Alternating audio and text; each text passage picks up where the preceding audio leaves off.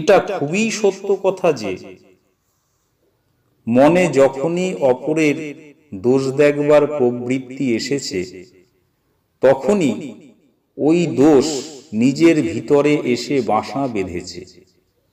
তখনই কাল বিলম্ব না করে ওই পাপ প্রবৃত্তি ভেঙে চুরে ঝেঁটিয়ে সাফ করে দিলে তবেই নিস্তার, নইলে সব নষ্ট হয়ে যাবে। তোমার নজর যদি অন্যের কেবল কুই দেখে, তবে তুমি কখনোই কাউকে ভালোবাসতে পারবে না। আর যে সৎ দেখতে পারে না, সে কখনোই সৎ হয় না।